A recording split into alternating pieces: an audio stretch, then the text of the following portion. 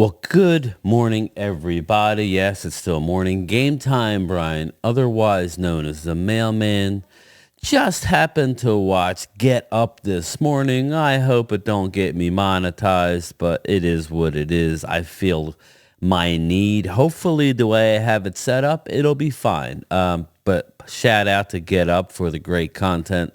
I want to play you a few clips. If you saw my video this morning, you fully are aware of where I stand on this off season and how it's being conducted by our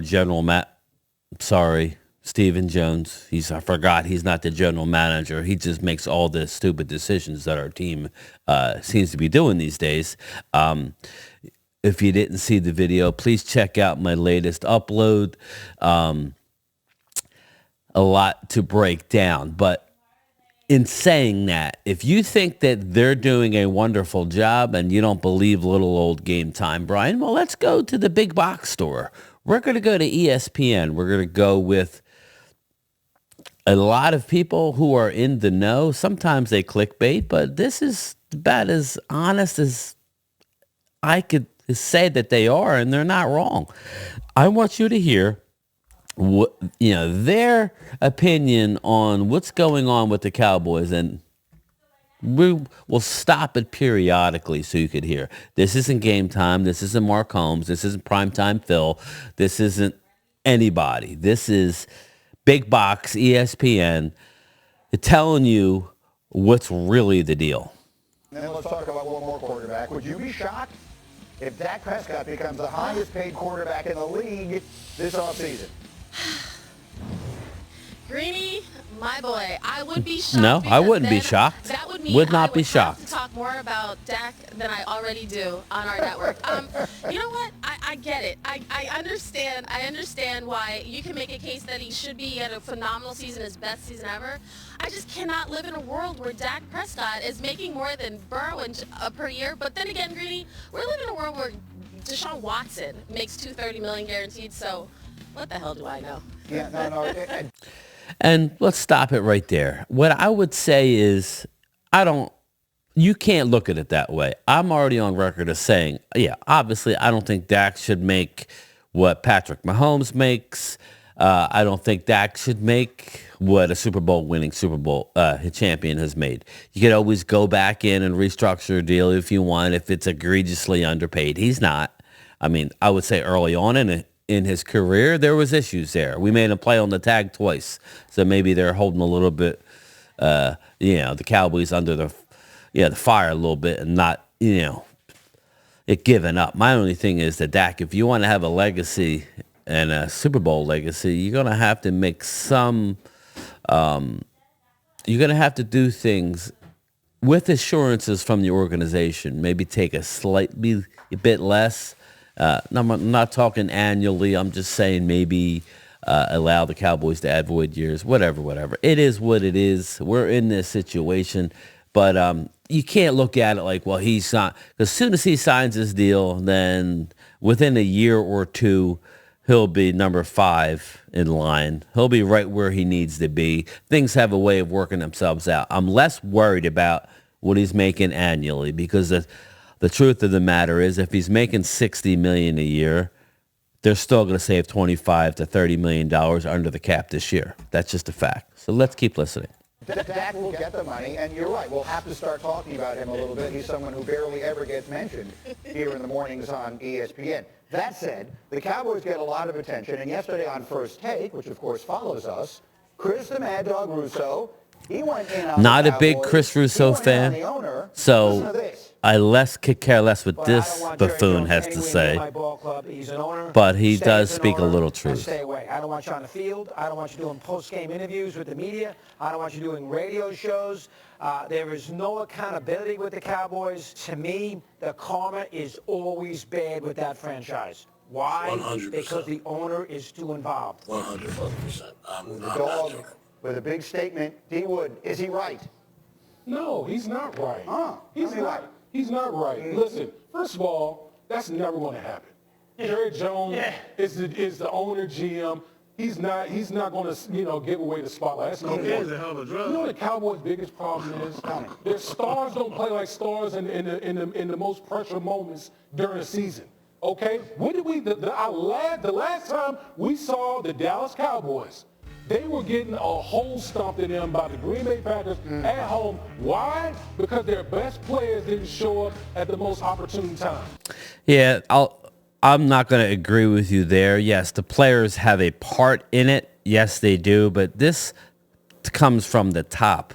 Yes, when asked the other day at the Combine if we had a culture problem to Stephen Jones, he said, no, he don't believe we have a culture problem, but the locker room means something. Yeah, we have a culture problem. I said it this morning, and I'm going to say it again. Our culture problem is in the front office.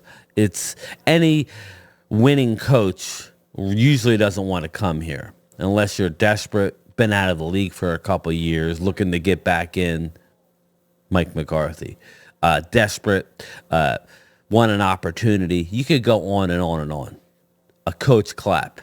The last real coach that we had that was a winning Super Bowl coach, Bill Parcells, and he left. He couldn't deal with the horse and pony show that is the Cowboys. The best coach that we've had since Tom Landry, arguably the best coach ever, and you could have your opinion, but we did win 3 Super Bowls with his moves. Jimmy Johnson was excommunicated from the family. He was excommunicated from the family for opening his mouth to Jerry Jones and saying, hey, buddy, can we just chill? Because Jerry Jones always wanted to take the credit. He was feeling himself. He was outside sowing his oats with women and doing whatever he was doing back in them days. No offense. I'm not trying to drag Jerry through the mud, but he does have a illegitimate child that was during that time period. So, hey, Jerry Jones was ripping and racing, and he wanted all the credit back in the day. Well, so what happened? We lost Jimmy Johnson, too. So, I digress. That's why. This has nothing to do with Jerry Jones and whether Jerry Jones is having press conferences outside the locker room. That has no effect on what those guys are doing out there on the field, okay? It sounds nice, but let's just be real. I need Dak to play better. I need Micah to play better. I need CeeDee Lamb to play better. I need all those high-priced guys that have all their shows and all that stuff. I need them to play better in the big moments. That's what will solve all this stuff. The biggest issue is that you're talking about their stars don't play in the biggest moments. They're not the star. Jerry Jones is the star. We all know that. Their players aren't. 100%. In Kansas City, it's Patrick Mahomes. In Baltimore, it's Lamar Jackson. In Cincinnati, it's Joe. We actually agree, Dan.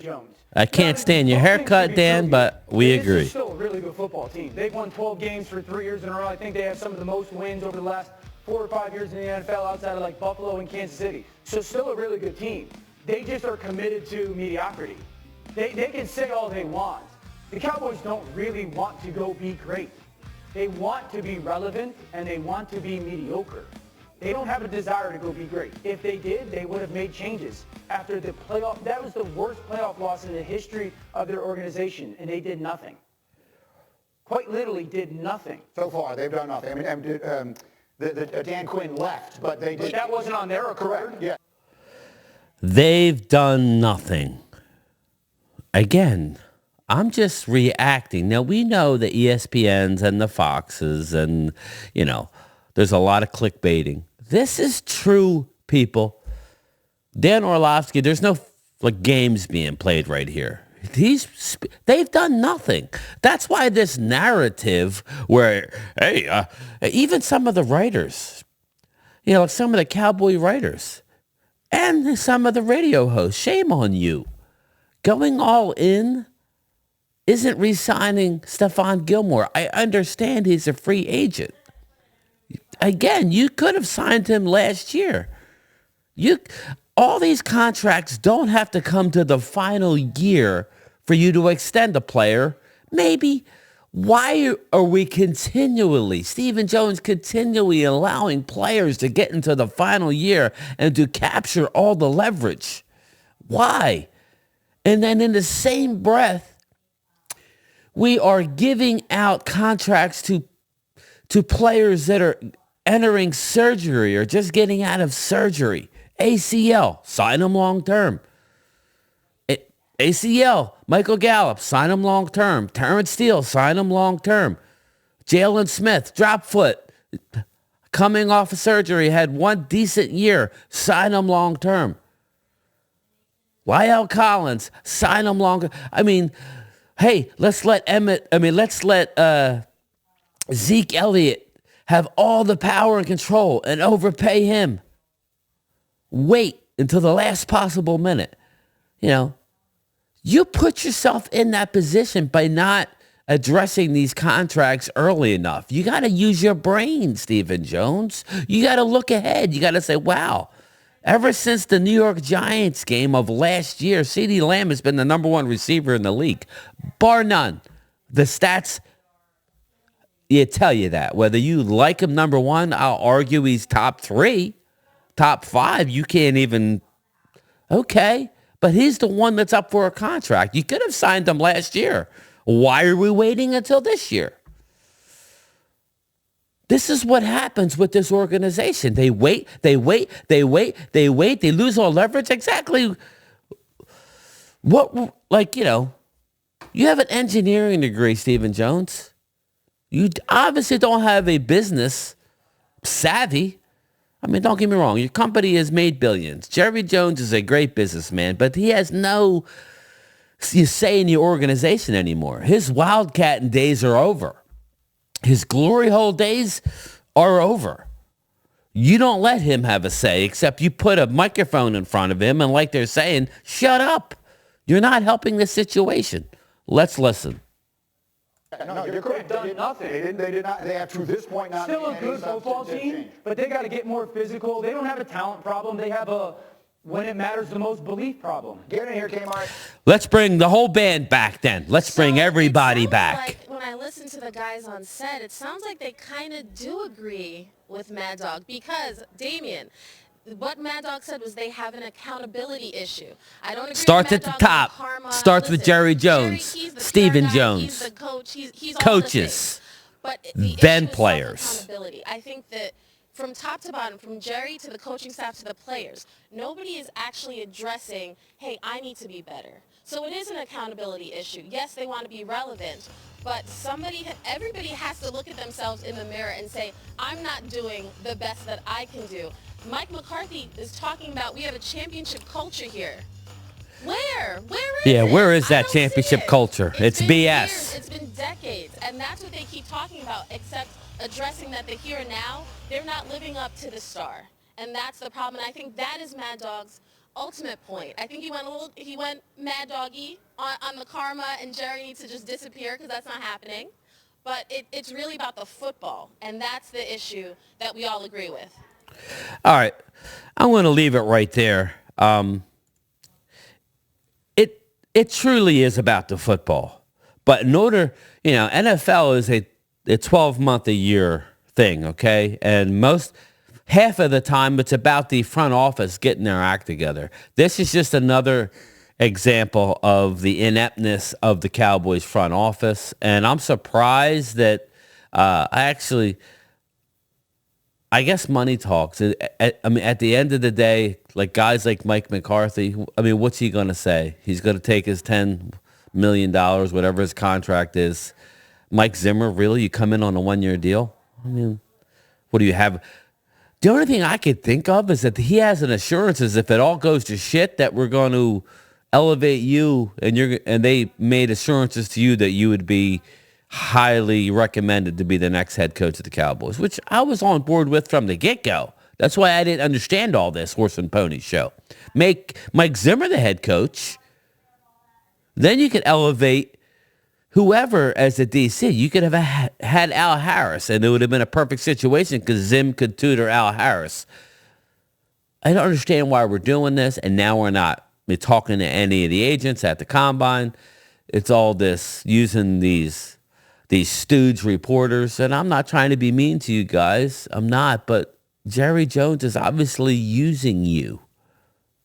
Okay? I guess you like your job well enough. You give me somebody outside of the organization, ESPN, and you see here, this is not a troll situation. This is you've done nothing, literally nothing. Not even, everybody in the league is restructuring contracts right now. Everybody in the league is getting their cap in order, except the Dallas Cowboys. We're going to wait till the last minute because deadlines make deals, right? BS. I call BS. Enough is enough. I will see everybody. You may see me again. I don't know. But at the very least, I'll be going live at 3 o'clock, me and Mark Holmes for the Combine. Join me right here. Please like, subscribe if you're watching my content and you're not already subscribed. And please share the video. We need to grow the community. I am on a roll. Let's get it bigger, please. Peace out, everybody. Late.